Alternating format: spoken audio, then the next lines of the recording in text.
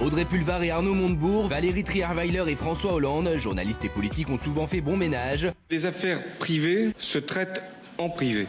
Aujourd'hui, c'est Thomas Soto qui a annoncé aux Parisiens qu'il ne présentera pas l'émission politique Élysée 2022 sur France 2, car il serait en couple avec Maya Daboulot, conseillère en communication de Jean Castex. Et c'est une bonne chose. Par souci éthique et d'impartialité, le présentateur doit donc se retirer provisoirement de l'antenne, une première pour un homme. C'est une décision difficile et d'une certaine manière assez injuste, mais je me dois de tenir compte de notre époque devenue très violente et qui a tendance à tout hystériser. Il restera néanmoins à l'animation de Télématin et de son émission sur France Inter. Évidemment. Alors, oui, Gilles Verdez. Moi, je suis extrêmement choqué par cette affaire. En effet, Thomas Soto ne se retire que parce qu'elle a été révélée. Ça fait combien de temps, cette relation Plusieurs mois. Plusieurs semaines, voilà, au moins, on va dire plusieurs semaines. 3-4 mois, 12 semaines. Donc, c'est choquant. 3-4 mois, ça fait 12 semaines. C'est choquant, pourquoi ? Parce qu'il ne se retire que parce qu'il est obligé, parce que ça a été révélé. Mais de lui-même, il aurait dû dire... Quelqu'un d'honorable aurait dû dire « j'ai une relation avec une conseillère de Jean Castex, je m'en vais ». Pourquoi ?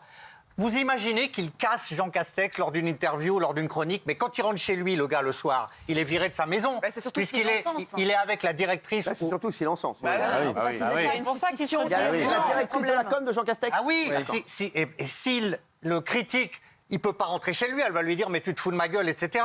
Elle va le virer, donc tout ce qu'il dit, tout ce qu'il dit est orienté. Oui. Mais bien sûr, mais évidemment. On aurait dû lui retirer aussi Télématin et le JT. Télématin, il lance des expositions sur le mini Forseb. On aurait dû le virer de tout.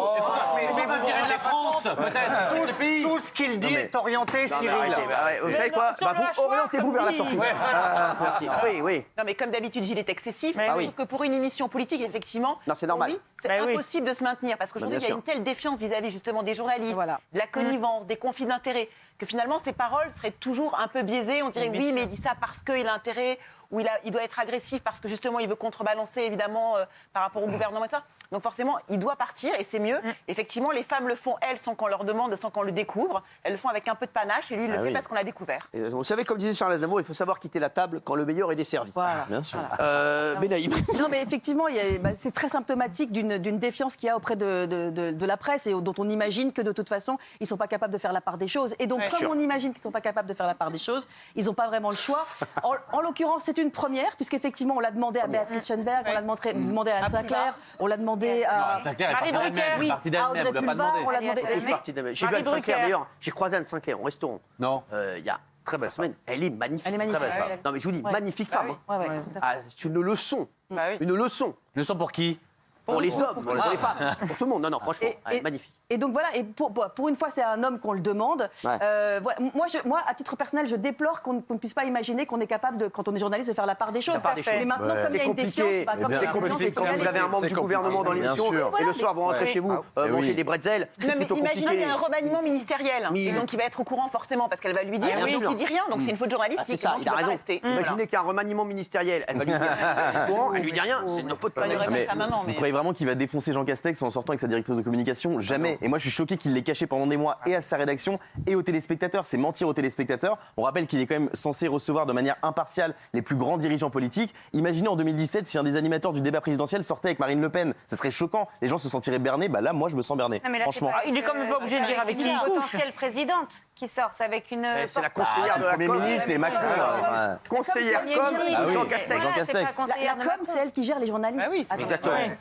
Ça aurait été une troisième, quatrième conseillère, ça aurait pu poser d'autres questions. Mais là, c'est conseillère de la com qui pose question. Oui. Ça m'énerve une certaine indulgence ici parce qu'on dit souvent que les Français n'ont plus confiance dans les journalistes. C'est à cause de M. Thomas Soto, vous comprenez ? C'est cette collusion entre les journalistes et le pouvoir. Il n'y a pas que là la collusion. C'est dommage que tu te dises ça décrédibilise tout ce qu'on vient de dire, nous, en étant tellement excessifs. Mais toi, t'avais rien dit, de toute façon.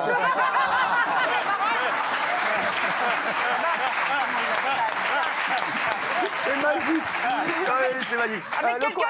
On va demander au porte-parole de l'Élysée. Alors, l'Élysée Matignon, le bar. Non, mais France Télévisions a dit qu'il n'y avait aucun reproche déontologique et ils ont précisé aussi ce qui relève de la vie privée doit rester privé. Non, mais ce qu'a dit France Télévisions, je trouve ça. Mais si, c'est important. C'est pas un désaveu de France Télévisions. Je trouve qu'il a bien fait de se retirer, évidemment. Maintenant qu'il garde les matins. Est-ce qu'il a été contraint par la direction de France Télévisions ? Oui, sûrement. Sauf que là, il a dit. Donc il l'a pas dit. Et ils lui ont dit, écoute-moi, frère, on sait que t'es avec Mayada.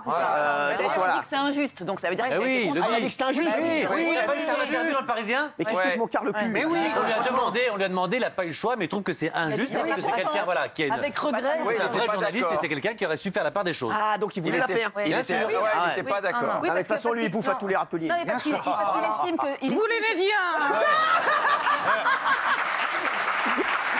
Alors, moi, j'en ai la foutre, moi, je dis tout. Je vais vous dire, moi, je l'aimais beaucoup. Il était à Europe 1 avec moi, lorsque j'étais à Europe 1. Et c'était un garçon très sympathique. Vraiment, on se voyait tout le temps. Et il lui est arrivé de me demander des petits services. Oui, est-ce que tu peux regarder si je peux faire un petit peu plus ça, Europe 1, truc. Il m'a demandé pas mal de services. J'ai toujours essayé de lui rendre. Et à chaque fois, je ne l'ai pas vu pendant des années, et à chaque fois qu'il faisait une interview de quelqu'un, il me mettait une cartouche. Donc j'ai dit, ou il n'a pas de mémoire, ou il est con comme une bite. Et ben écoutez, je pense qu'à mon avis, il n'a pas de mémoire. Donc là, ça va lui faire du bien de travailler un petit peu de chez lui, voilà, hein, et de faire côté les matins, de se réveiller tôt. Peut-être qu'il va retrouver la mémoire, parce que je l'aimais beaucoup. Et c'est vrai qu'on a été très sympa avec lui. On l'avait même reçu ici, quand il avait parlé de son handicap. Exactement. On a toujours été très sympa avec lui. Et à chaque fois, il nous met des cartouches. Donc voilà. Donc à mon avis, ou il a perdu la mémoire, ou bien, je sais pas, il est trop amoureux et il n'a plus de discernement. Il reste joker du 20h aussi. Hein. Bah, qui reste joker même dans les jus de fruits. Merci. C'est bizarre qu'il reste. Voilà. J'ai compris, ça là aussi. Merci. C'est pour C'est moi. déjà énorme parce que Schoenberg avait dû partir. Hein. Béatrice, que j'adore. Non, mais c'est vrai. Mais tu vois, donc Thomas Soto, je vous le dis, je l'aimais bien, j'ai été déçu. Voilà. Et Benaïm, vous le saviez, il était avec nous Europe 1. Il était toujours très sympa avec lui.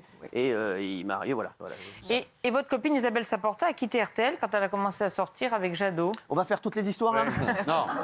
Hein, parce que ma mère aussi, hein, elle est sortie avec, voilà, avec Charles Pasqua à l'époque. Après, bébé, ça peut être du coup peut-être quelqu'un qui est pas bien humainement, mais un très bon journaliste. Faut pas non plus mêler ton histoire. Exactement. Non, mais il est bon. J'ai pas dit qu'il était mauvais. Il est pas mauvais. Il avait été déçu, c'est pas. Voilà, j'étais déçu. Exactement. Vous savez, moi, quand je donne beaucoup, j'aimerais juste qu'on me rende juste un petit peu. Ouais. Voilà, merci. C'est pas de moi. C'est pour nous que vous dites ça? Non, merci. Ne me rendez rien.